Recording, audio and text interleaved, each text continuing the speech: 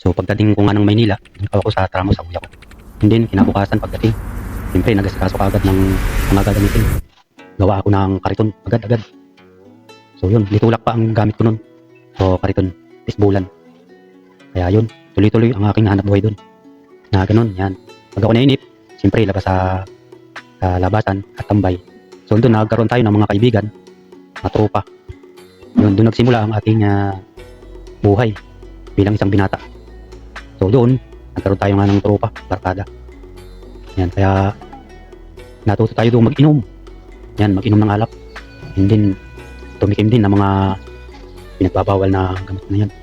So marami tayong naranasan doon sa tramo. Kasi ang ating mga naging tropa ay talaga namang lamang tramo talaga na hindi ano ang mga itsura nila. Pero mababait naman sila. Okay ang pakikisama nila sa akin. Kasi ano yun lugar na kumbaga kung tawagin iba ang ugali ng mga tao. So ako naman siyempre pakikisama. So yan, naging close kami ng mga kaibigan ko. So sa ibang mga naging kaibigan ko na hindi maganda ang kanilang sarili, siyempre gumagawa sila ng mga illegal. So yung ibang tropa ko yan nakulong. Yung namang iba kong tropa yan napunta ng ibang bansa. So hindi naman halos lahat ng mga tropa ko ay kung saan saan napuntang lugar. May ilan na talagang nakulong dahil sa mga pinagbabawal. So isang araw, siyempre pauwi na tayo nun. Tawag tayo agad ng tropa. Tayo, ano, may tira pa ba dyan? Hapon na yun, pauwi na ako. Siyempre may tira pa tayong fishball. Eh, sakto nagiinuman sila. Ay, halika rito, upo ka. Ay, ko, sige. Siyempre, tropa yun Iiwasan ba natin yun? Siyempre, sabi natin yun. Sige, say cool. Lutuin ko na ito lahat. Ayun. Yan, sige, inuman, ganyan. Yan yan, lasing tayo nun. Yan. And then, siyempre, patuloy lang ang buhay. Ganun lang, habang lumilipas ang panahon, buwan, taon. Eh, naroon na talagang tayo ay naghahangad rin na magkaroon naman ng partner sa buhay. Kaya tayo nagsumikap na mangligaw. Marami tayo rin doon naligawan na tayo ay nabastid. So patuloy lang buhay. Dahil gusto ko nga na magkaroon ng isang mamahalin. So patuloy lang ang buhay. Ligaw-ligaw. Meron akong isang niligawan doon na talagang nagustuhan ko siya. Kaya lang hindi kami nagkatuluyan. Kumbaga, mayroon siyang isang kapatid na naging tulay. So isang araw kumbaga nagdadala siyang sa akin ng sulat lang. Mahihain kasi ako noon Hinadaan ko lang sa sulat. So ang tagapagdala yung kapatid niya. So anong nangyari, suma, yung naging tulay ang aking naging katuluyan. Kasi yung nililigawan kong ate niya, biglang nawala. Yung pala, sumama sa iba. Kaya yun. So hiniro ko siya, sabi ko, laki mo na. Sabi ko, pwede ka nang ligawan Niluro ko. Eh, dinaan ko rin sa sulat. So yun, palit-palitan kami ng mga sulat hanggang sa naging kami. At isang araw nga ay talagang sa sobrang tuwa ko, ako'y nag-inom kasi sinagot na ako. Katuwaan ko lang, nag-inom ako ng buti. So sold ako. Ay ko, ayos. So kumbaga sa katuwaan ko, medyo manhid ang katawan ko. Nakatuwaan kong kuhanin ang bleed. Ay ko, ano kaya hiwain ko yung aking katawan. So kumbaga para ka kung hindi ko mararamdaman. So hiniwa ko dito. Ayan, may hiwa pa nga ako dito. So yung mapapansin, 3 hiwa yan. 3. And then, yung pang-4 dito na sana. Kaya ko ginaganon-ganon ko. Yung bleed. Kaya ko hindi natalab So, saktong dumating naman yung kaibigan kong isa. Hinagaw sa akin yung bleed. Sabi sa akin, ano bang ginagawa mo sa sarili mo? Gusto mo bang makamatay? Sabi ko, tinitesting ko lang kung tatalab. Sabi ko, hindi naman natalab Ginaganyan-ganyan ko Hinagaw sa akin, nagalit sa akin.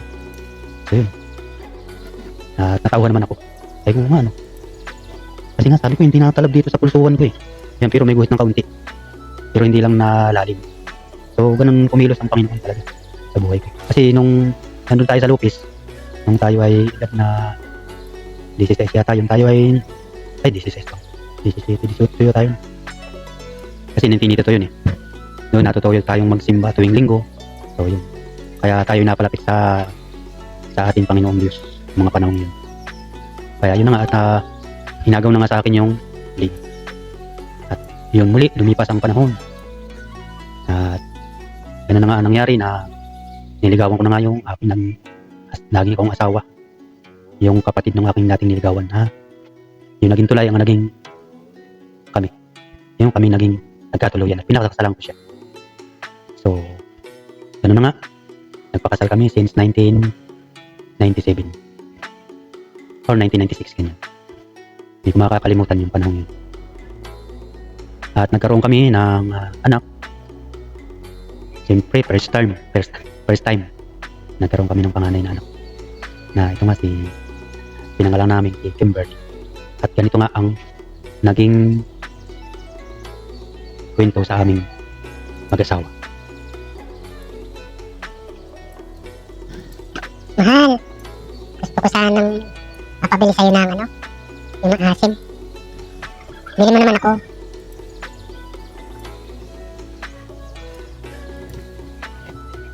Ano namang klase yun? Papabili mo sa akin. Naglilihi ka na ba? Parang naglilihi na nga tao ko ah. Oo, kasi nangangasim ako eh. Parang gusto kong kumain ng maasim. Sige na. Sige na nga. Hanap ako. So mahal, ito na. Pabili ako ng mangga. Ito bang gusto mo? Sige, okay na yan. Salamat, mahal. At gano'n na nga po ang pangyayari na naglihi na ang aking asawa sa panganay naming anak. So lumipas ang buwan. Sa araw ng kanyang panganganak ay nandiyan na at naglilibor na siya. So isang araw, galing ako sa paghahanap buhay, pagtinda ng fishball, yan sa Pasig. Eh sabi ng biyanan ko yata noon, puntahan mo yung asawa mo ron sa ospital at dinala na namin ang anak na. Kaya dali-dali ako siyempre na nagasikaso. Pagdating ka ng ospital, naroon na nga at nasa operating room na. Kaya inintay ko na lang doon sa labas. Siyempre, habang naroon tayo ay ako excited, hindi ako mapakali. Dahil ko ang tagal ng mga anak ng asawa ko. So yun pala, iniintay ako ni baby. Kaya sabi ko, kinakausap ko kasi si baby sa yan ng nanay. Sabi ko, anak, magpapahirapan si mama ha, sa paglabas mo. Yun pala, ako lang iniintay. So nung dumating ako, mga ilang oras lang ay nanganak na siya. Mahal, ito na, lumabas na yung ating panganay na anak. Yan o, wala na yung tiyan kong malaki. Nakapanganak naman ako ng maayos. Anak nga pala natin ay babae, ang ating panganay. Ganun pa. Salamat naman sa Diyos at ikay nakapanganak ng maayos. So, thank you Lord. So, habang pinagmamasdan ko ang aming anak, doon sa may tabi lang ako. So, ang cute niya. So, hindi ko mapaliwanag ang aking kasiyahan noong mga panahon yun. At lumipas pa ang mga ilang taon, buhat noong 1997 sa panganak ng panganay namin, ay nasundan pa ng isa pang babae. Si Katrina naman ang aming naging pangalawang anak. Hanggang sa nasundan pa uli, sinag-usap kami na tama na muna yung dalawa. Pero sa hindi sinasadya, ay muli nasundan ng isa pa. Na yun na nga, at nagkaroon muli kami ng isa pang pangatlong anak.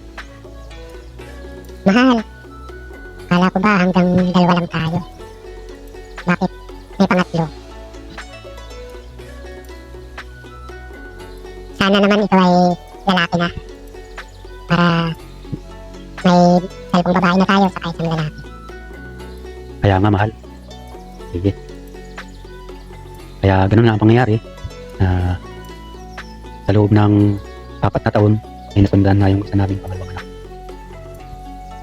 At muli, sa araw ng kanyang panganganak, ay isinilang na nga ang aming bunsong anak na lalaki. At doon mas lalo akong natuwa. Kaya mas lalo akong nagsumikap sa buhay upang maitaguyod ko sila ng maayos. Subalit isang araw, na habang tayo ay naghahanap buhay ng maayos at tinda, sa panahong yun na tatlo na yung anak namin, yung aming bunso. Tatlo na sila. Lalo tayo nga nagsumikap tulad nga na sinabi ko kanina na double time. Pero habang lumalaki ang bunso naming anak, pumasok ang isang problema na sadyang napakatindi na hindi ko makakalimutan muli. So sa mga panahong yun ay nagkaroon ng asawa ko ng cellphone.